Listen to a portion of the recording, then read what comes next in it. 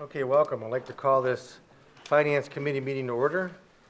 First item is assignment for request for council action.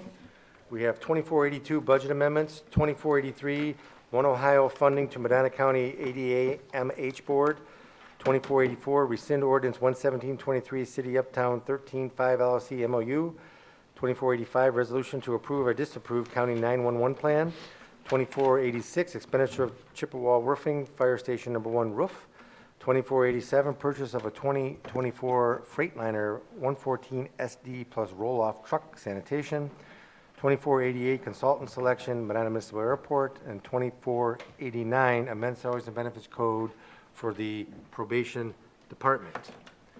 The first item we have is 2430 amend code section 941.06B sanitation rates. Keith? Thank you, Mr. President. Utility rate review met. There's a packet of extensive information that I provided. I don't want to belabor all that because you have it. I just want to cover a couple things. We've been running deficits in the sanitation fund for a few years now, so at some point we need to make a change. That's why we put the request in. And I do want to express that the reason we held off so long on this request is because there's been uncertainty as to what's going to happen with CPF. So we didn't want to raise the rate and then have those rates change. But at this point, we're at a point where something needs to be done. So that's why we put the request through. Okay, water and utilities, how did the meeting go? We didn't have a water and utilities. No, I mean, meeting. your utility rate review. No, I don't know. I need the response from I them. was there. Yeah. It went good, and Keith and Nino did a real good job, and the mayor explaining everything, and I will support the request. I spoke with Nino a little bit before the meeting too, and I understand the rate, increase, and Nino, you can talk about this, is from 16 to 20. 16. Yeah. Yeah, and then the question is, do we want to do that all in 1 year or spread it over 2 years? My personal opinion would be to spread it over 2, because I don't think there's an urgency after talking with Keith to have that 25% increase, something like that, all in 1 year on people. I think that's kind of hard on people. They can't plan. So I think a phasing in over 2 years might be a little bit more able to be handled by people. But Nino, I don't know what your thoughts are. So in talking to Keith, we were presenting the budget April 24th. We're not in dire straits. Looking at the functionality of the department, there's some unknowns with respect to the fuel, the costs of repairs, those kinds of things. The other part is not only the residential, so we talked a little bit about the containers, the roll-off, and upping those costs on some of them. I don't know if you had a chance, council, to look at the container charges with respect to the commercial side. So I would ask that we would consider implementing that. I guess that would be a one-time implementation rather than phased in. Is that how we're looking at that? What was the rate again? I can't remember off the top of my head of the increase in the commercial. So we currently charge $5.50 a cubic yard. So on containers that are 3 yard and smaller, they have casters. They have wheels, and they're labor intensive for our guys because the other front load, 4 yarders and larger, they do not have casters. So they're in a fixed position. Well, the guys are spending more time. They're in hideout places, behind buildings, rolling them out, stacking them, things of that nature. So we're looking to increase charges for the 3 yarders and smaller. And then what we call hand pick, that's hand loading, special bulk. We're seeing a lot of mattresses being discarded. Those type of items would be $7 a cubic foot versus the $5.50. John and Jared are the supervisors. The council knows them well in the sanitation department. They did a phenomenal job running through the numbers, running through the logistics. They have a great handle on the daily operations and went through all the figures, the weights, and that chart presented on the cubic yard increase is very representative and reflective of what the charges should be today. Well, let me talk about the commercial. What would your plan on the implementation and timing of commercial? Because my thought would be if you're going to increase rate on commercial, you'd want to give the owners, whether it be shopping or whatever, businesses, time to plan ahead. Would it be like a January 1st, 2025 2025 thing that everybody on that date had increased? Because how are they going to plan ahead if they don't budget for it? So we talked about that with Keith. We looked at July, we looked at October of this year, right, starting. But then again, we're not in dire straits. However, we do have a request to buy a hook lift truck. We lost the truck, which I'll talk about when it gets to the item on the Finance Committee meeting tonight, where we lost a truck last year, and we didn't replace it because we didn't know where we're going. Are we going to continue doing the roll-offs? Are we going to discontinue that service? We decided, in talking with Utility Review, it's a great service. We do excellent service to the customers, the commercial entities.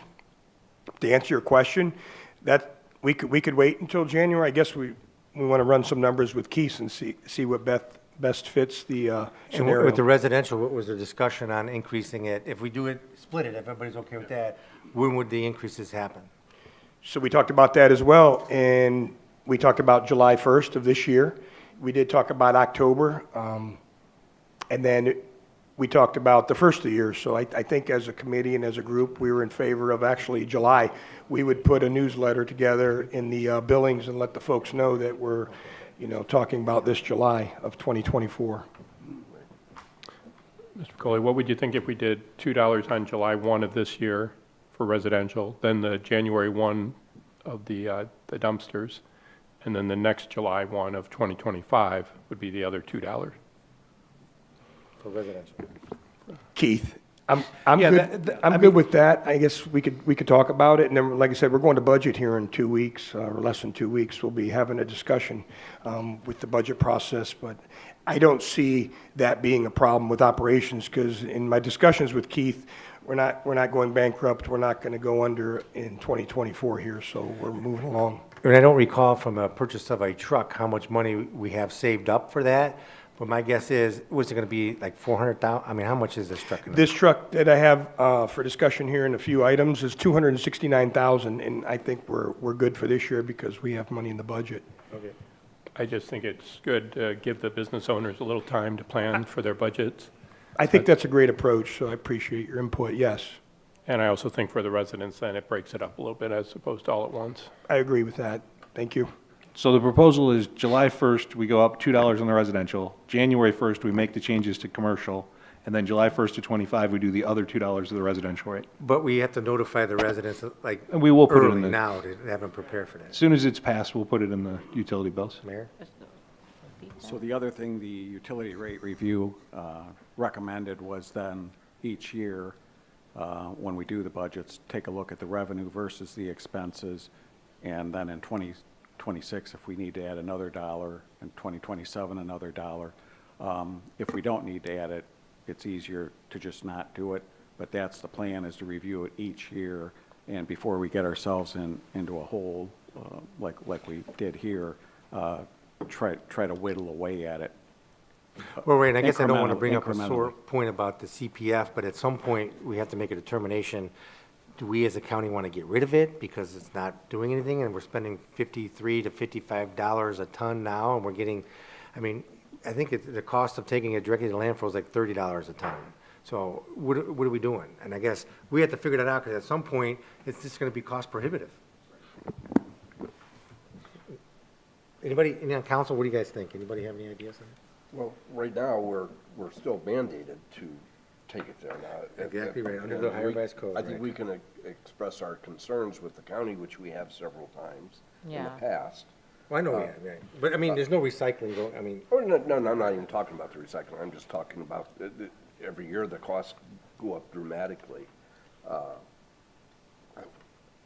Yeah, I think we can continue to have the conversation with the county, but we really don't have much of another option. true, because I think Brunswick has to be, because there's 3 cities and Brunswick makes the ultimate decision. And if they decide we want to get rid of it, I think we could change the way, we won't be a county who has, a CPF anymore. We could change that.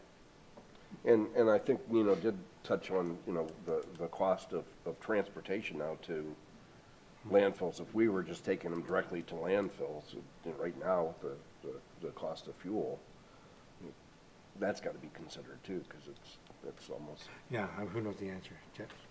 No, I was just gonna say, Did you guys figure out that or not? You didn't do that, the cost of fuel, whether it was gonna be cheaper or not? Well, no, we discussed. You just it. talked about, okay, I didn't We- know if we- you guys we had come up discussed with any In numbers. general, how the costs Yeah. have got us to this point. And I Yes. still remember it wasn't that long ago that without us, because we were concerned about the residents, but without us raising the rates, the water rates got to be where we were asking large amounts because we were put in a bind where, same thing here. We have to make the payments. So, and I'm okay with just going up half in July and then half next year for the residential. But I think it is needed. They've proven that it is needed. Well, I think the shining star of all this is that we still have the lowest rate Oh, no. of sanitation collection, Oh, yeah, and we're a public entity, Right. yeah. which everybody wants to privatize because Right. the Well, privatization is better, blah, blah, blah, blah, blah.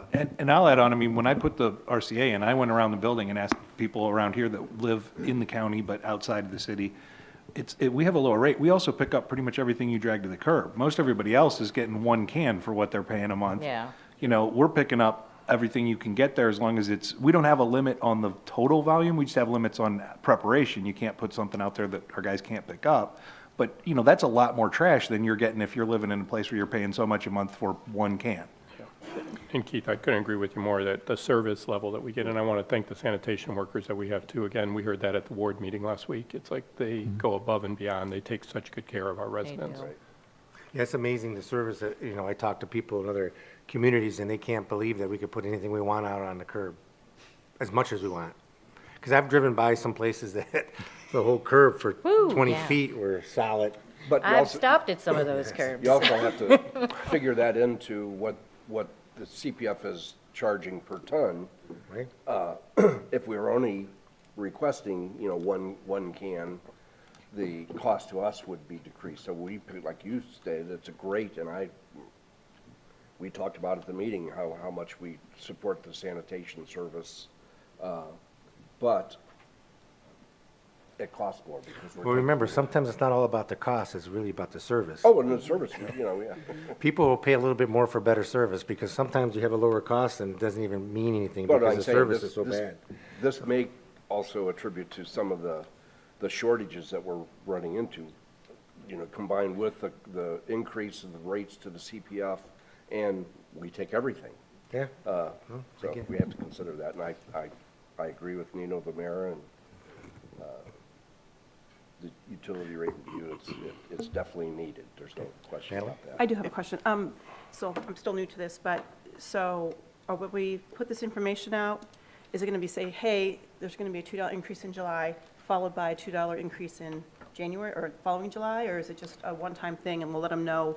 No, we would let them know the whole thing. I mean, if council passes it as one ordinance, then we would let them know that the ordinance has been passed and will be increasing effective with the July bills to 18 and then with July of 25 to 20. Yeah, and I think it'll be on multiple occasions too. Right. And I think last time, Keith, you even then as we got close Oh, to we'll next tell 'em July, again you next year. remind, Right. you remind them again that it's coming. Yep. It'll be on the website, it'll be advertised. Does anybody else have any questions? Nino? No, we just want to thank the Utility Rate Review for taking their time and coming in, and the input was good for the folks that spent time in the meetings as well. And Chet, you're on that, correct? Mhm. Just visiting? He was just Do you have any visiting. observation as a resident that you have any kind of? Mr. Kirby was. Oh, Mr. Kirby was there too. Any kind of comment or anything? We had a lot of discussion about increasing it once or increasing it a couple of times, and people would be confused or annoyed that it's continually going up as opposed to one shot. I did Really, you think of that? I did think of that, but I was trying not to be But that's a negative, lot, Nellie. 25%. We haven't done anything in forever, Yeah, but and the city is subsidizing it, so when you want to get out from under it. well, I don't know. I know we've been subsidizing it for years, but we've been surviving, which is kind of interesting. But I understand what you're saying, but I just get a little worried about some of the population of our community will not be able to handle that. That's part of what we discussed. The other thing we looked at is maintenance, and, has an aging fleet, and that's going to get expensive and difficult. That is true, too. That's true, too. We had a very spirited discussion. Chad, anything from you? Because you used to serve on the Water and Utilities Committee back in the day. Back when they brought the water up in buckets.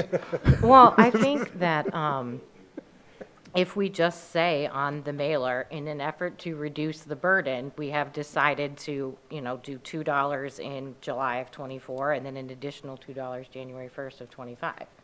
July of Just make it clear 25. that there was a reason we did that, Right. if somebody reads it. Well, I think that's right. I mean, it is a tough question, but if I was out there looking at it and you told me that up front, maybe it would take some of the offensiveness away, but still, some people aren't gonna read it, right? So there's still gonna be some upset people, so we can't please all the people, but we could try to do the best we can do with the information we have. That's all we can do. So I think that would, to me, as a resident, that would help if it's spread over a longer period of time, because maybe I didn't plan for this July to spend another $4, because that may be a lot, $4 Yeah.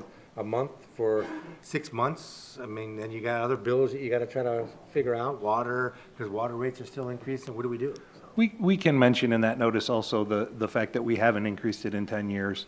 Yeah. And I think people will generally understand that you're not buying much now that you were buying for the same price 10 years ago. Yeah. I mean, I when think you so. look at the fuel that we buy, the people we pay, the health insurance, the CPF rates, all of that, we can't keep. Well, I them don't for think the they're same gonna price. challenge that we're not frugal with the money. I think everybody's gonna understand that. I don't think that they think we are out here spending money wildly, for sure, so. Anybody else have any questions on that? You stole all my thunder. I'll make a motion then to have the first residential increase be of $2 on July 1 of 2024. The commercial increase take effect 1/1 of 2025, and then another $2 residential increase on July 1, 2025. I'll second that. Any further discussion? All in favor? Aye. All opposed? Motion carries. I thank everybody for all their help on this. I think, it's necessary to do, but I think hopefully it'll be a smooth transition to accomplish it. The next item we have on the agenda is budget amendments. We have 2024-20, which is office supplies. Cindy, this is from the court. Thank you, Mr. President. These are just two items to help the probation department keep working. Right now, they have a fax machine, which we use as it's a printer copier that we use as a centralized printer. And then they're getting some office supplies to make sure that their files for the probation officer or probationers are intact. This is just a little bit of line item to kind of clean it up a little bit. All right, any questions on either one of these? How about the first one? First one, move to approve. Second? All in favor? Aye. Opposed, motion carries. 2024-21. Move to approve. Second? Any further discussion? All in favor? Aye. Opposed, motion carries. 2483, One Ohio funding to Medina County ADAMH Board. Mayor? Thank you, Mr. President. The ADAMH stands for Alcohol, Drug, and Mental Health Board. And when the state of Ohio did the One Ohio opioid settlement with the three largest distributors of opioids, Ohio joined with the other states to do this, and a certain percentage of that goes into treatment and peer recovery. So the city has been getting checks incrementally from the state, and this is the first request for appropriation. Originally, the request came from Hope Recovery Community, which is a 501c3, but they are not a government operation like the Adam Board is, nor is the city usually in charge of overseeing grants. So I requested that the Hope Recovery ask the Adam Board to actually ask for the money. The money will go to the Adam Board, and then the Adam Board will provide the money and oversee the grant with them. So I included in your packet there the description of the program that they're already running.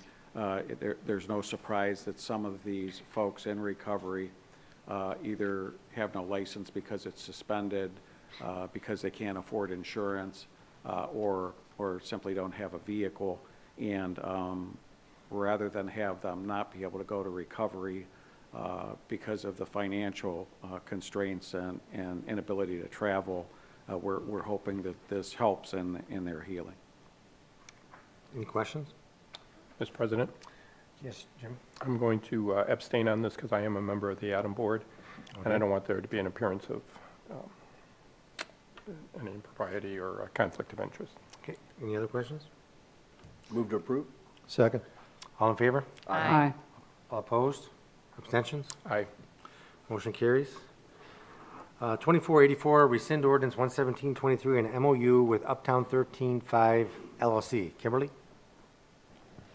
Thank you, Mr. President. This request is to rescind ordinance 11723, which was a MOU between the City of Medina, Uptown 135 LLC, and the Medina City Development Corporation for infrastructure improvements related to a downtown development project.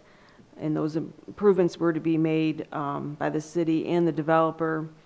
Uptown 135 has decided to not move forward with the project due to economic reasons, and so therefore we need to rescind this ordinance. And then the question I have is, we want to update the RFP, RFQ, and I want to make sure that council is still comfortable with including this same type of support and assistance to a future developer. Thank you. Thank you. And Kimberly's just referring to the contributions on behalf of the city to do certain improvements to the lot in the area and pay certain expenses associated with the development of the project. Those have been discussed and outlined, and I would assume we would want to continue with those same kind of incentives once we've approved them for one developer to approve them for another developer. Does everybody agree with that?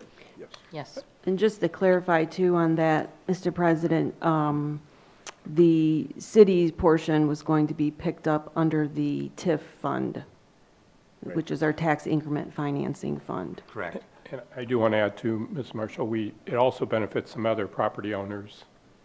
Yes, so to that point, this, the infrastructure improvements with the water line, which would lead back to the southeast side of the parking deck for the fire hydrant, which then would provide fire suppression system to the restaurants, because a lot of the, like Sully's and Cupcake a Day and all those, their kitchens are on that north side there. And then also, part of it was a dumpster pad and enclosure, which then all of the businesses, as well as this development, would have access to. Correct, and I believe the CIC is working to issue the other RFP out once we get this to try to get the project back on Yes. track. Yeah, we want to get that back on track, but we want to make sure that this was available. And I think the other item was the water line would go from West Liberty back to the parking deck, and then some sidewalk and curb improvements. Anybody have any questions? Move to approve? Second? All in favor? Aye. All opposed? Motion carries. 2485, resolution to approve or disapprove county 911 plan. Who's handling this one? Chief? Oh, chief? Is that you? Who's handling this? Mayor, chief, Keith? Yeah, it looks like it came from the Board of County Commissioners directly to the council, but I can speak on it. Denny, I think you were on this committee? Is that right? Yes, sir. So they have to have a plan in place according to the Ohio Revised Code, and it has to be passed by a certain percentage of the municipalities or political subdivisions in the county for the plan to be adopted by the county and then sent to the state to meet the state requirements. So Denny, any updates? No, it's one of those things that it's state controlled. It's going to enhance our 911 phone services. I'm correct, Chief. As far as what control we actually have, we have the control to pass something that's put in our laps and we have to pass it. So, I mean, basically, Sounds like a good deal. yeah. No, I think, yeah, the 911, I guess, I mean, of course you need it, and I think the plan is the plan if we're required to adopt the plan, and I guess it is what it is. Do you have any comments on that, chief, or is it just? No, my understanding of it is they've just reoriented the the committee who makes the decisions. It has diluted our ability to make change with it, but hopefully it'll all be for the better. Gotcha. Anybody have any questions? But in saying that, the money that is collected, that the county gets a share of, has decreased because the state is taking more of that money. That's nice. But they have more control, so. That seems fair. That's after they raise the rates. Right. Thank you. So I don't know who this, for whoever knows the answer to it, but I see that we're assigned $6 million. Is that coming out of our money, or is that coming out of the grant money from the state, and that's just how they're divvying it up? I don't think we have a financial obligation No. in this. Okay, nothing coming out of our pocket. No, it's that's just coming from the what they're state. assigning to us is the value. They figure out the cost for each entity for the dispatching cost. So for the city of Medina, that cost is figured in. For the townships that contract with the sheriff's department has the largest cost, but yeah, that's how it's figured out. There's no financial obligation Okay. to us. All right, thank you. Any other questions? Make a motion to approve the 911 plan. Second. All in favor? Aye. Opposed, motion carries. 2486, expenditure to Chippewa Roofing for Fire Station number 1. Nino? Thank you, Mr. President. So this roof at Fire Station 1 has given us aches and pains my whole career here. We've honestly had money put into it. The prior chief, have had repairs made. There's leaks, Mr. Shields will tell you, there's leaks in the chief's office because he points out the ceiling tile with all the water spots on them. Going forward, 1/3 of this roof is shingle.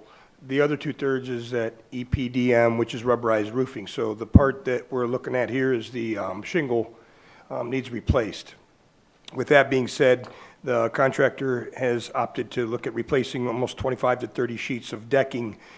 Between, Dan Gladish is not here, but Dan and the roofer have looked at the failures and can identify the sections that are failing, and the ridge vents were lacking, there was no ice guard. This proposal will address, tear off, replace, fix the rotted decking, including ice guard, completely around the entire roof, and then adding the ridge vents, which should help the roof breathe at that point. So with that being said, you'll notice on the request I put to be determined, because typically, I use the water department as example, we didn't maintain that roof, and we went like 30 years or whatever for no maintenance, and it failed, so we used the water funds. This particular roof at Fire Station 1, the fire department has funded most of the repairs and attempts through the whole time it was installed. So we talk about using capital money when that's the case. If a department uses their own funds, that's traditionally what we've done, and I was hopeful, and the chief was hopeful, that we would follow that same game plan. To use the capital funds, the 301 account? No, the capital account, the 301, not the water. No, We not can't the use the water. water No, no, money, no, no. yeah. We used water funds for the water plant because we didn't do any maintenance the whole time. The clear well was there, the roof was there wasn't any leaks. We didn't do anything to maintain it, versus this attempt was a constant, continual repair, patch, and going forward, now we need to replace 1/3 of it. Well, good. I mean, hopefully that, with the ice guard, I'm not really sure how it got built without ice guard and roof vents, but that's another day. But the question is, maybe what we should do, I mean, the 301 account, we have the court project coming up, and we have money in there for that. Maybe this is an ideal situation, since we did modify the percentage of income tax allocation to it, and Keith would love it, the unanticipated capital, because we didn't anticipate fixing a roof for 24 grand. I don't know if that would qualify or not. I mean, I think it's up to you, because you define non-anticipated capital fund, so if you define it as unanticipated, then I would think it is. That'd be probably a question for Greg, but since you make the determination, if it's not up to code, you could change the code. Yeah. So I think it's up to you, but, and we have money coming into the unanticipated fund, so it's not like it would be, we couldn't do it. What does everybody think? This roof has been, I'm sorry, go ahead. Okay, so remind me, when was this work done? How many years ago was this done? The initial building of the facility, No, the roof. Or, yeah, the roof. so the roof repairs have happened since I've been here since 2002. So not every year, but periodically, every 3 years, every 5 years, they would repair, patch. Okay, so. Never did a replacement. So am I understanding that the roof problems are because we didn't maintain it and not because it wasn't done properly? No, I wouldn't say it's not maintaining it. The city maintained it, Yeah, repairing as needed, right? okay. The initial install was a shingle roof with wood decking, didn't have ice guard. Going forward, the roofer feels that ice guard will prevent further, and ridge venting will let So the it roof breathe. Yeah. So So I it wasn't don't know. required at that time then? It was not. Okay. Because The then my building next was question was new. going to be, is there any recourse back on the roofer 1993. if they didn't do it properly? It was 1993, I think. Okay, I was going to say 92, 93. All right, so yeah, it's, Yeah, I mean, We're about ready. yeah, when they fix it, get the new warranty, because I just did one when I have a 50-year warranty, so. Yeah. And to couple with that, ice guard probably wasn't used. I don't know. I was going to talk to Bobby and see if they didn't ice guard commercial roofs at the time. Things I don't think it was improve. required. Yeah, things improve as time goes on, and this is the best scenario once they're doing a total tear off and replacement of the decking to put ice guard there and more ridge vents. That, things advance as you go forward. Here comes Chief. Maybe he can pick up the pieces. And that. Welcome, Chief. That roof has been a problem since the day it was built.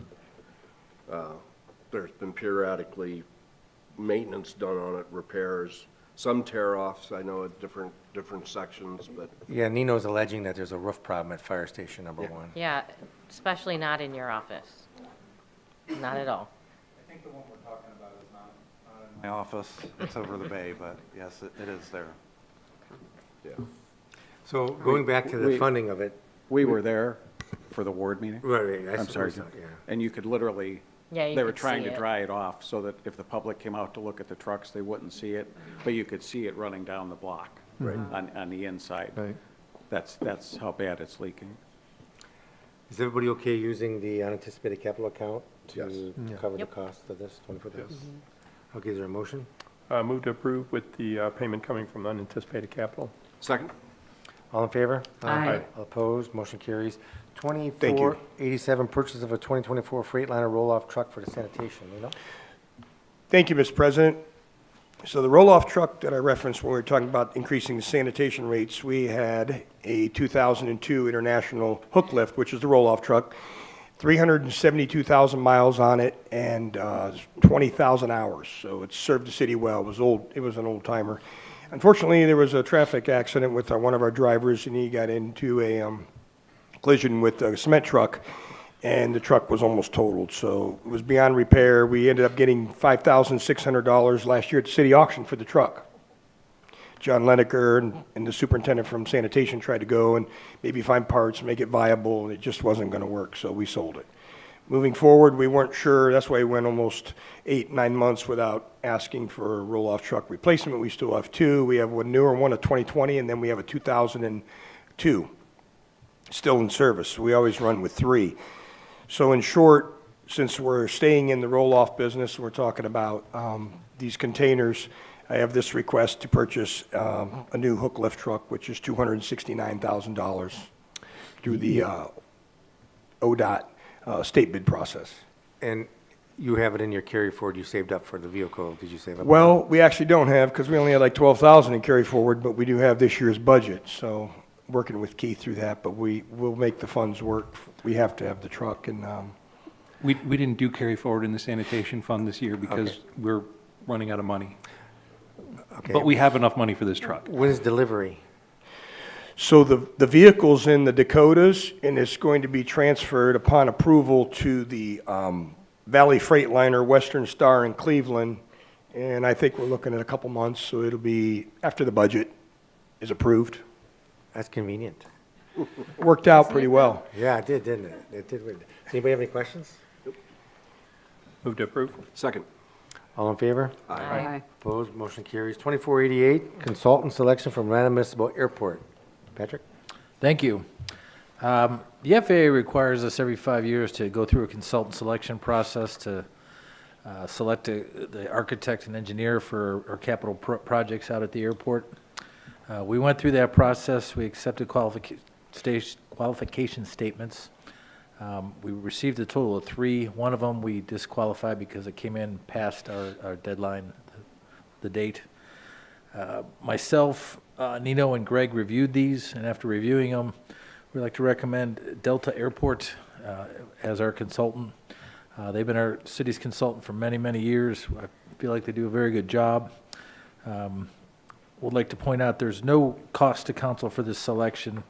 The way it works, we'll enter in a base agreement with them.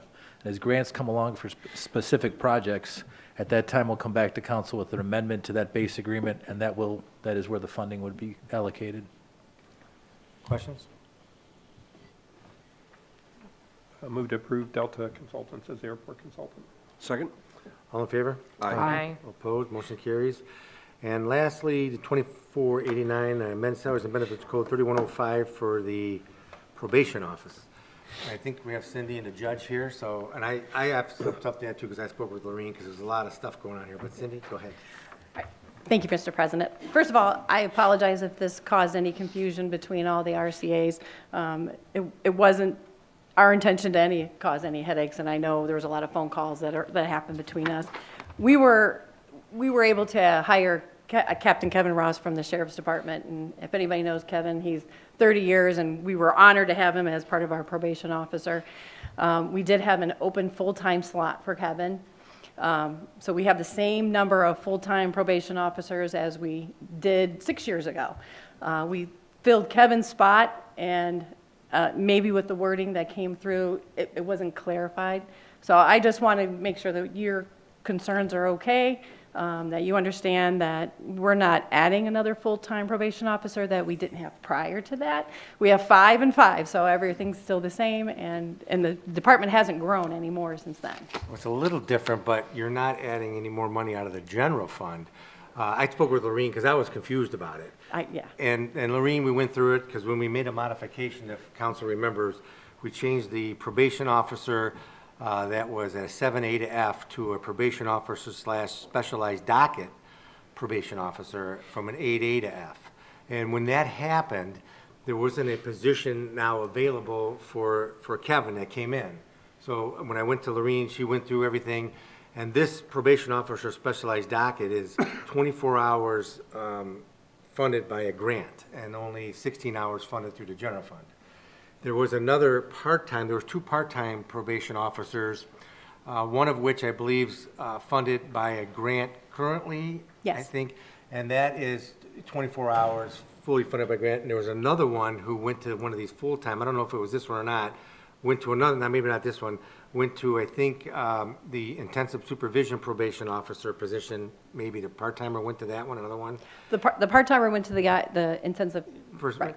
And that one was funded purely through the general fund. Now, she's no longer there, so that frees up the money, which would have been 24 hours from the general fund is no longer needed. And weirdly enough, that these part-timers were not listed in any of our codes, so there's a cleanup. If you look at the request, we're cleaning it up. Lorene said we got to clean it up and it's fine, so now we're adding a part-time probation officer that's already filled, but now it's in the code. So Okay. I don't know how that happened, but it was Well, it makes sense now. so what happens now is that, by making these changes and having the grants, the 24 hours, there's 48 hours of grants being funded now through the probation department that was otherwise funded through the general fund. But now we only have Kevin here, which is a 40-hour job coming from the general fund. So now we're taking 40 hours from the general fund, which is not grants, right? That's our money. But there's 8 hours difference now, so it's not costing the city any more money. It's 8 hours less. So how it all works out at the end is that they're filling the positions, spending less general fund money, and it all works out. Okay. Lorene said, because it was so confusing, but Lorene knows everything You down sure there. cleared it up. I cleared it up. Hopefully I cleared Oh, that yeah. up. Clear But as Lorene mud. had to explain it to me, and I was thinking, what are you talking about? But she knows what's going on Can we with get it. her on FaceTime to And go over she it? was very clear at the time, but it's still confusing. But it all works out to the positive Yeah. for what they're doing in their department across the, across the street to the general fund. There's no impact on the general fund. I guess that's the bottom line, and I think we're all happy about that. The only positive impact is that we actually have more grant money Yes. to pay the probation officers, so actually more money is not being used from the general fund. 8 And- hours, yes. Right, well, even more, because we found out today that we have more Valor Corp money that we need to use. So actually, Angela, who's the specialized docket, we're going to be taking from now until the end of June, all of her pay. Oh, So okay. it's actually more, as long as the grant fund stays in at that same amount. That could change, but. Well, yeah, grant funds always could change, but Right. right now, it seems to be working out to the benefit of the city. And I know the judge, I handed out a little thing, and I think, Judge, if you want to go through your little chart. Well, maybe not now. If the dog is sleeping, I just want to hum sweetly to it. The chart was in case we needed backup, but it sounds to me like, thanks to Lorene, this is under control. Yes. If anybody has a question about that little chart that I handed out, please feel free to call me. I'd be happy to go through it with you. But this sounds like we have our arms Yeah. around the issue here, so. Right, so what's happening, so everybody understands, what we're going to be voting on is we are adding one more probation officer that wasn't on the list for some reason, but the money's not going to be affecting the general fund. We are adding the part-time probation officer to the list because it wasn't on the list. And the other part-time officer that was paying from the general fund is not being added because it's gone, and they don't need it now, so it all works out at the end. And if anybody has any questions, just call Lorene, she'll be glad to I'm explain gonna it to say, you. somebody owes that woman a fruit basket or Yeah, something. because I was just so confused because I couldn't follow the flow, but then she started telling me, well, you didn't know this, and you didn't know, and I said, well, how are we supposed to figure this out? But she knew it all. Well, in hindsight, I also talked to Lorene, and we're going to kind of go through it with a fine-tooth comb to make sure that, just because we're getting a lot of grants, it's not reflecting. So we're going to Right. go through the salary benefits, make sure everything is right on target. Right, because there's some things that she modified, because sometimes there was a full-time grant, and they Right. could be paid benefits, and that's no longer the case with some of the grants, so you had to take that out of the code because it doesn't apply anymore. So she was explaining all this stuff, but you're correct. If you go through the process and figure out what grants you have match up with what positions and what benefits they pay and don't pay, the code could be corrected through that. And that's kind of what we're doing on this right now. And I was going to say, in all of our years, Mr. Coyne, there are always different grants and different requirements, so I do understand how this got Yeah. a little confusing. And the good thing is, we get so many grants to help pay for these positions, so we're thankful for that. And welcome to Kevin. And we are asking for the emergency clause because Kevin started March 25th. We want to make sure that he's appropriately paid for his time that he's been working with the court, so. Any other questions, Paul? We're talking about all these grants and things like that. What happens when the grants run dry? Do the employees lose their jobs? Do they stay here and? Well, so far, we haven't had to come across that, and so we're keeping our fingers crossed. Now, in that event, that we'd have to look at our staff and the need and see what we need to do there and see what kind of carryover we have for the They general would call fund. Lorene first. Yeah, because then she'd explain Well, it to then she'd everybody say, well, correctly. we have to do something. Something has to be done. Either A, they have to be covered out of the general fund, or you gotta look at the staffing levels. Okay. So we're clear, that's always an issue. So if you're on any grant funding for any of the positions, and the grant changes, you have to reevaluate what the department's needs are, see what you can get away with, see what you can't get away with. So we're always working in that, with that in mind. But the grant money that's been coming in since the Veterans Court was established has been pretty substantial and has given us a lot of flexibility with regard to personnel costs. I'm not sure I understand what John's saying, but if he's okay with it, I'm okay with it. No, if Lorene's okay I with was it. gonna she's say, okay. between the It's- two of yeah. them. It kind of made sense, so, Mayor?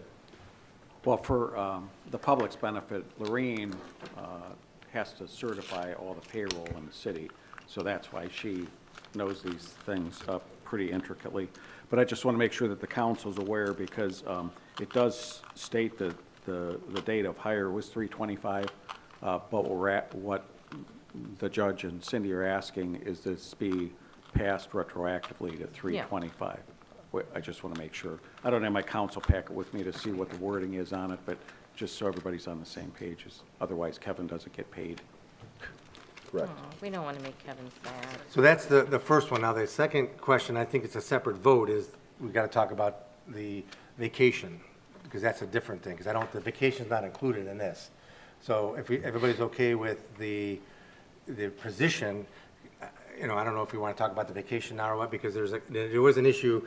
If everybody recalls, in the city of Medina here, we always hire people, and they don't get any vacation until they're here for 1 year, right? We just hired somebody for the mayor's assistant, and there's no vacation for 1 year. I think the judge was requesting that Kevin bring over a week's vacation so that he have a week vacation already, starting out, so he doesn't have to wait a year to get it. So that's different than what we do at City Hall on this side. We've never really given anybody vacation when they were hired. I think the biggest one that we had, if I remember correctly, and Jim, you can correct me if I'm wrong, was when Chief Baraducci came. He works for the ATF, and he had 5 weeks, we gave him 0 weeks. He had no vacation for a year. Right. And he was very upset about that, but he still took the position. So the question is, I think the judge would be asking to give a week's vacation to his new hire, which is different than we do over here. And I don't know how council feels about that. I think that's fine. Okay. I mean, that's just my opinion. I think that somebody he retired from, Medina County Sheriff's Department as a captain. okay, so I think that would be equitable Oh, I for agree with someone you, in but that. we don't do that over here. I understand that. I So, understand that. are But you it's over okay- there, Are you okay so. giving everybody a week's vacation over here then, going back and giving people vacation over here? But aren't they over there? But you can't, I know what you're saying, but no. you can't do that. Not the Well, same. hold- if I may, First, if I that would have may, to come from the administration, though, too. yeah. That request would have to come to us, too. At this point, we don't have that request. Right. Judge? Yeah, okay, couple things. I agree 100%. I mean, I don't want to get down into the weeds on whether the court is a department of the city or whether it's a separate branch of government, because there's plenty of law to support the latter position. Just a couple of years ago, when we found Matt Esterly, and he came up from Akron Municipal Court with his experience in the Veterans Court, his first year, he got 3 weeks of vacation, and you all approved it. I don't know how that happened, though. Yeah. And after, I don't remember. and us after approving the that. first year that he was here, we added one of those, it was like a probation period sort of thing. Because that's how he negotiated, but that was the value that he presented to the court. I don't- It's that the come same before us? with Captain Ross. Captain Ross is coming to this court with ample connections to this community. He knows the players, he knows the sheriffs, he knows some of the defendants. He doesn't need to be certified. I mean, he has to go through the probation department training, but, this is a catch for us. And we don't do this for everybody. This is not a standard operating procedure over there. We have got plenty of folks who started over there, and they start with no vacation time. They earn it like everybody else incrementally. But I think you can appreciate on our side as council, we have to make a determination on this, and my position would be, I think we have to be consistent in the city, so I would say no vacation to anybody if we're gonna do that. On our side, it should happen on the other side. And I do understand you're looking for better people and all that. We do the same thing over here. The mayor, we had 76 people apply for the position, and I think one of them dropped out because we didn't give vacation. They didn't even interview because the benefits weren't what she wanted. So I guess I'd rather be more consistent, and I know that's not what the court wants, but I would vote no for the vacation because we do it over here or no. And I have one question. Is there a way that you can get around that? And I understand that you're using, some of your budget is city funds, and it is called the Medina Municipal Court. So Denny, that's statutory. The legislature prescribes the salary and the benefits. You do that, that's not his call. Yeah, and I have to agree with John. I mean, like I said, I think the world of Kevin, and I really and truthfully do, and I think it's a great find for you. But to be consistent with the rest of the Well, it would cause a lot of issues in the mayor's, as executive branch, because there's been a lot of discussion about that over here. Sure. Over all the hirings that we've had. I mean, we've had a lot of, the department heads come in, you don't get it. Yeah, I mean, We've done it. and a perfect example, we've had in the last 10 years, 2 really good people that came down from the city of Brunswick. And same thing, when they got hired, even though they worked several years in the city of Brunswick, they had to be here a year before they got vacation. So we've already established a very clear precedent of people that are, as I would assume, equally valuable to us when we hire them in, as this individual is to you guys, and we have not given them that vacation. So it's not a question of whether they deserve it or whether they, have earned, I don't want to say earned it, but it's not like we don't think that he should get it. It's just we can't give it to him if we haven't given it to all these people in the past. Well, that's part of the point here, is that we have done this with our chief probation officer. I don't remember that coming before us. Well, here, it had to come before you. I mean, those. I mean, I'm not saying that you're wrong. Yeah, no, I no. just don't remember that. Those have to be approved. Well, I mean, I So guess the question is. here's the dilemma for the council. The judge has got to get people who can carry the bucket of water, and it's difficult, because I am good friends with the common pleas judges. It's hard to find people to do these jobs, and you have to provide a compensation package that is going to get the right people into your fold. And so the judge is saying that this is what's required for Kevin Ross. And we did do this for Matt Esterly because he was the right person, and we went through the process of getting him here because he was the right person. It's discretionary with you. You have to approve it. So he is asking you to approve this, and you can either, you do have the authority to grant this because of his expertise and his experience. Now, whether you want to do that or not is your decision, but it needs to come from you. The salary and benefits under the statute says it's what the legislature prescribes. But the judge may have to come to you in order to get what he needs to run his court with something like this on occasion. So you're going to have to hash this out and make a decision. But that's not unlike the mayor has to come to us too. I mean, we've run this. Well, exactly. Yeah. And sometimes you got to give a little more to get the right person on the job. Right. Anybody have a question? I'm a big advocate of you get what you pay for. And if the judge has determined that this person is the absolute best candidate qualified for this position, I don't think a 5-day work week allowance is something that will he have a contract or anything, or does everybody just out there, it's automatically all the same? I mean, I don't know. No, he'll be an employee in the grid like all the other probation officers. The grid that the city establishes, he'll be in that grid as far as promotions go, Okay. annual raises, et cetera. I mean, here's the thing. This boils down to appreciating the distinction between what goes on over here and what goes on over there. That's what this turns on. The city's responsible for what, about 26,000 residents? We got 140,000 people in our district. We've got 2 cities, 2 villages, and 11 townships. You've got 1 police force, we've got 10. We're a conduit of funding for all of those agencies. We do about 13,000 cases on average every year. It's not the same kind of operation. I understand if some folks just can't get their head around, we are a separate branch of government. We're created under a different title of the Ohio Revised Code. Cities are created under Title VII. We're created under Title 19. We have an independence, in fact, an independence that the city is required by law to honor. We're not trying to mess up your policies. We're just telling you we run a different operation over there. We're not running a part of the city.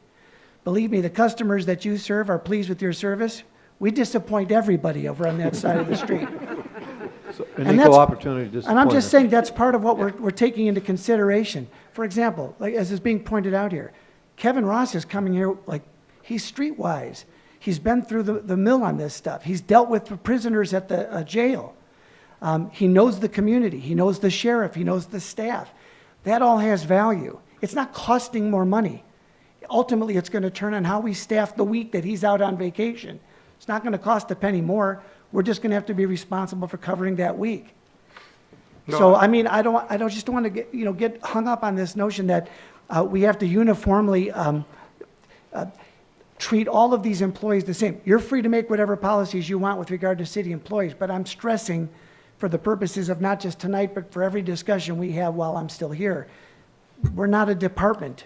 We're running a branch of government over there, and it has different requirements for us than maybe you're facing over here, filling a position in the service department or an assistant for the mayor. No, I think I appreciate that, and we could appreciate that, but I guess the Ohio Revised Code says you guys have to make the decision, and it's very hard on us because we have to deal with the issues because they, there are differences, and you're allowed to have your difference over there. You close at a different time than over here. You do different things over there that they don't do over here. But, I mean, for us, when we make these decisions, and you're correct, it's a tough one. This is not an easy decision, because if we say, well, yeah, this is a unique person over there, why aren't they unique over here? Well, that's what I'm saying. I don't want it to look as though one employee is more or less valuable than another. Because Greg's right, it is our decision. We have to make this decision. Wait, go ahead. I was going to say, I think we have to look at, if this individual is coming before us was an entry level, first time ever working, we wouldn't be having this conversation. Correct. All right, because there's a certain criteria that we start off with, rookies, if you will. All right, I know when I switched jobs, I started off with 3 weeks. I negotiated that. But that was in the private sector. Okay, and it's the same thing because I brought value. Captain Ross brings value. I think 1 week's vacation is really cheap, in my opinion. After coming here with 5 weeks or something like that, did I hear? And I think we should, on these items like this, on a case-by-case basis, with an experienced hire. I don't think we would be having that conversation with any entry-level person, whether it's the police department, the services department, or the courts. Well, they're all experienced because Chief Baraducci was at the ATF, had 5 weeks. We gave him 0. Right, okay, I understand that. Well, that was a big discussion we had. And he was satisfied with that. Should we now change the policy now that we are looking at it from a different viewpoint? That might be an option. And a very different time as far as hiring Yes. goes and attracting people, especially in the public sector. I'm just, from Well, my then I guess HR the question, we just perspective. hired somebody, do we go back at that person, we should change it then? I mean, I'm more of a fairness guy. You have to be fair, because if you're not, your employees that you're working with, they're not gonna be happy, because you're treating people differently. And Paul's right, they have different maturity. The person we just hired has a lot of experience, 0 vacation. Do we go back and say, okay, we're gonna give you a week now? Is that the fair thing to do? I would mean, say if we yes. change the policy, it certainly wouldn't be retroactive. Should it be retroactive? I mean, No. you can't just. No, you just can't it's pick this and- point They forward. hired on with that set of criteria. We just hired this person after they hired this guy across the street, so what do we do? Did it come before the council, though, to say, hey, this person would like, the mayor would like this person to start off with a week's vacation? No, because we never do that. That's Okay. not what the policy was. Well, and it's been a bright rule for my 40-some years here. I mean, and, I'm a law and order guy. You tell me the rule, then we're going to follow the rule. You miss an hour of sick time in a 40-hour week, and it's a day before or after the holiday. I don't care if you worked 7 hours and had a doctor's appointment. The rule says if you don't work the full shift before and after the holiday, you don't get your holiday pay. So you can take an hour of comp time or vacation time and save your holiday if you want. But I appreciate the bright rules. I also, I know Captain Ross. I respect him. He's a good man. There's no doubt about that. But my problem is, if now, going forward, the appearance of that on this side to everybody else that's been denied. I mean, not just the person, she hasn't even started yet. We made a job offer, but we can only have that person and Sherry in the same position for 4 work weeks. So we're waiting till May. She's training on her position, and then in May, her and Sherry will be together. So she hasn't even started the position yet, I guess is my point. But I would be concerned, even if we would try it with her, of the person we hired last month or last year or 2 years ago, because once that snowball starts, it's a pretty dangerous slope, in my opinion.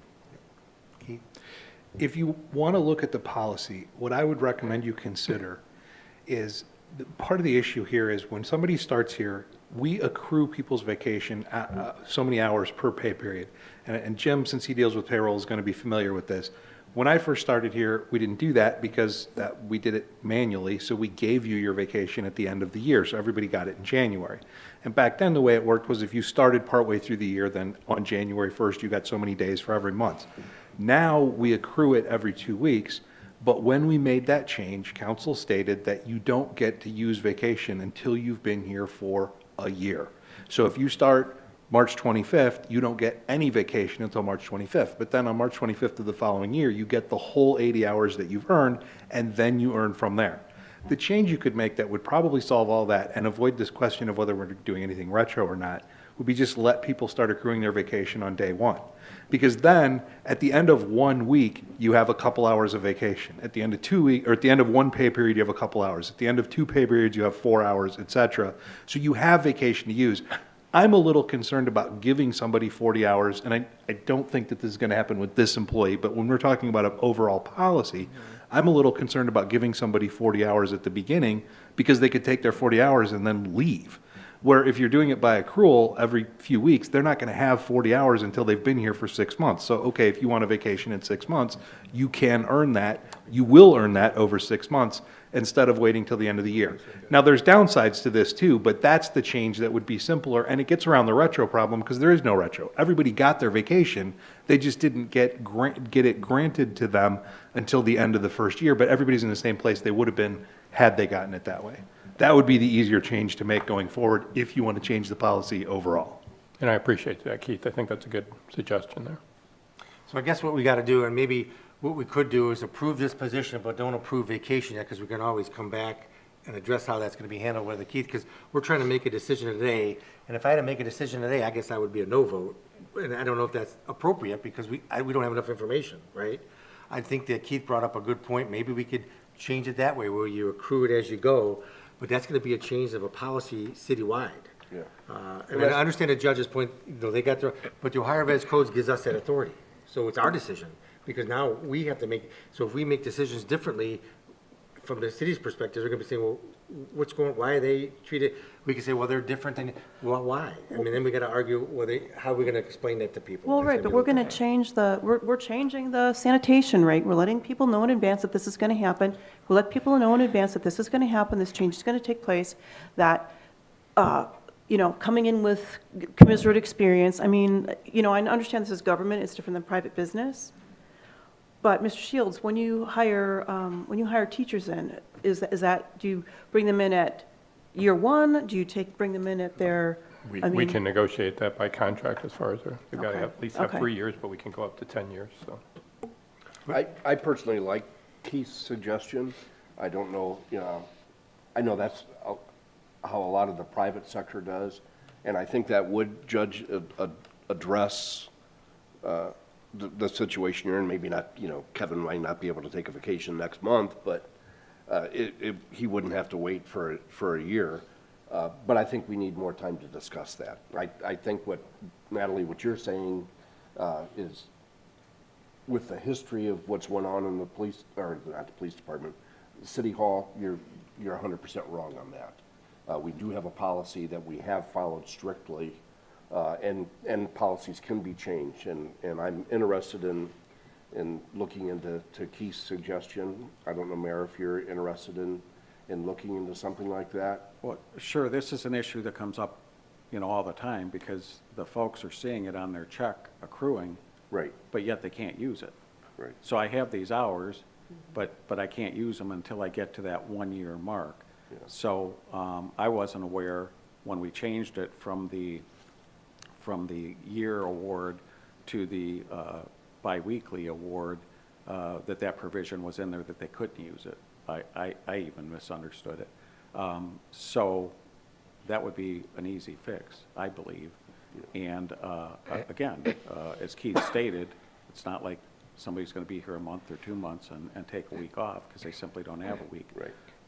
The other thing we've done to compensate it for it, and I've already promised this to the person starting in my office, is they had already paid for vacation in June. And I told her, you're happy to take that week off, I just can't pay you for it. It's just uncompensated. So we have accommodated people here pretty well, but I think on the city side as well, it would help Right. to have the flexibility we So, have. so I think let's do this. We're gonna approve the Kevin could be there, pay him and all that, and then we'll talk about the vacation, and we gotta solve that, because it could be, we can make that retroactive. But I think we need more information on it, because it's gonna be not only a change of just one person, it'll be a change citywide, and we gotta make sure we understand the ramifications of the decision we're gonna make and how it's gonna be implemented. But what Keith is telling you, John, is that it's not retroactive because they're already earning it. We're just allowing them to use it once they've accrued But it. I'm sorry, that's what I meant to say, is that they're gonna And then accrue it we'll have they- to discuss in that process too, because part of the reason that we don't grant it is then if you leave within the first year, you don't get vacation time paid out. People who leave after a year get paid for whatever vacation time they have on the books. Those things we'll have to discuss. Do you want me to submit it as an RCA to discuss that? Yes. John? Okay. So just as a conversation point, something to consider, I just realized, and I know it's not vacation, it's monetary compensation, but we did have a department head that we gave a raise to in order to keep them on staff.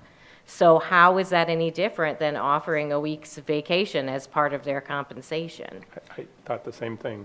It's tough, you're right. The question's gonna be, the raise was given because 2 jobs were being taken over, rec center job. Well, and- whatever the reason is, it was considered justifiable. Right. So in this case, if he's saying it's justifiable to add that as part of the compensation package that they've negotiated on an individual basis, then, It's a little different because there was 2 $60,000 jobs. I know, Actually, John, I know. that's, there's another But we're just talking about situation where there was policy. not 2 jobs, and we made a change to keep somebody here. Mr. Chairman, Mr. Chairman, Mr. Chairman, Judge. another excellent point. Yeah, but I You get know, my- hold on, my- hold on, let me finish. no one ever says that to me. Can you say one more time? That was an No, excellent don't. point. Don't. Here's the bottom line. You're making it sound like, how will we ever explain this to anyone? And you know how you will? The way you just did. There's always a reason. That's the point. We have policies. If you limit the flexibility that we have to attract talent, that's going to hurt us, just like it hurts you. And when it does, you adjust. You offer somebody a little more money, you give them a week of vacation, you figure it out. But that's how you explain it. This is not a mystery. I'm sure this goes on in organizations everywhere. We make rational distinctions based on facts. When somebody makes a justification for a little extra this or a little extra that, we work it out with them. How do we explain it to the person that didn't? The way you just did. The way you just did. We Right. explain our reasons. I agree, and I think when we discuss this, I think we should still discuss it. I mean, I'm not ready to make a decision tonight, because this came on us. I Yeah, agree. no, I agree with But that. I think the judge makes some good points, Keith makes some good points, we all make some good points, and we gotta look at that holistically, and he's correct. There's all different things coming, and we probably lost some good people over the years because we didn't do it. I'm sure we did. So we're gonna go forward with approving the new hire. Right. And then we'll discuss in the future. And the compensation associated with the new hire. Exactly. And giving, And then- emergency clause so they can Yeah, get paid. we can talk this to death now, but we're gonna have to discuss it. So, Yes. okay. We're just passing the I hire do have now, one- notification will. I do have a question of Nino, Mr. Pacoli, and Chief. Are there any, in our labor agreements, is there anything that would touch on this subject at all as far as vacation eligibility that we have to take into consideration in our conversation? I know, that's something we gotta consider. Not for vacation. We do have hourly rates, and that is the discretion of the appointing authority, the mayor, as safety director. However, I think it would impact all of our lateral candidates, because we're Okay, bringing them fine. on because of the experience they're bringing to the table. So, sorry. Okay. No, go ahead. No, I was just going to say, can we make it across the board that everybody, no matter whether they're across the street or over here, their compensation and their benefits are determined on an individual basis? We can't do that? No. Yeah, that wouldn't work When out they- for us. when they Well, don't- I'm just saying, like, something like that, okay? I know that sounded really Jess, dumb when it came out of my Jess, mouth. Jess, one reason, they don't have any unions across the street. Yes. We do. Yeah. So that's And something that that's we. my question. No, I think- did realize after I said it that it didn't make as much sense as Mayor? it did in my head. So, because we deal with this, and I know the council doesn't, but we have the collective bargaining agreements, but anything that is granted to the other employees, if it's not contrary to that contract, those contract employees get that as well. So if we make this change and put it in the salary and benefits code, the police officers, the police sergeants, the police dispatchers, and the Teamsters will get that benefit as well. Just one, I'm sorry, just one other thing. I don't see any downside to this, John. I knew you mentioned about the ripple effect of this, because at the end of the day, management decides who's going to be off on vacation or not. We can't have all the sanitation workers say, yeah, we're all going to take next week off, right? Because we have to have operations. So management gets to approve vacations and set schedules to keep the operations of the city going. Now, whether the person waits a year to take 2 weeks or 6 months to take 1 week, as long as we can schedule it, that should work without a problem. I understand. I think it'll be helpful, as what Keith said, you earn it as you go, you could use it as you earn it, right? So we don't do that now. I think that's kind of a logical approach. Yes, sir. The approach that we were given, though, is 1 week now, right away. And I think Keith's right. They could take the week, quit, and get the money. But, that probably won't happen, of course. But you got to think of all these things that could happen, and we have to be consistent. And I think that my personal opinion is, as a council, we've been very consistent over the years. Maybe it is a time for the change in the policy, but we got to look at that. I agree with you. We probably should do that. Can't we set a probationary period? So we're going to go ahead and vote on the new hire? Yes. Okay, yeah, which change are we voting on tonight then, I guess? To amend the salary and benefit code to reflect the part-time person and this full-time person. Full-time, okay. Correct. And then with the emergency. With the emergency clause. Second, including the And emergency. retroactive to March 25th. Sorry, and retroactive to March 25th. That is in the request. Yep. Any other questions on that? So is this going to council to be passed Tonight. in an hour? Yes. Yes. Well, does this ordinance that has been created address this? Because I don't, It doesn't have the vacation in there.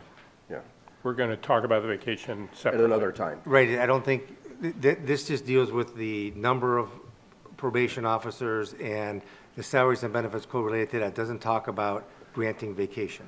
so I don't know if Kathy will have time, but in the ordinance that's coming up in an hour, we have 2 section 2s. So maybe she can change that? She heard you.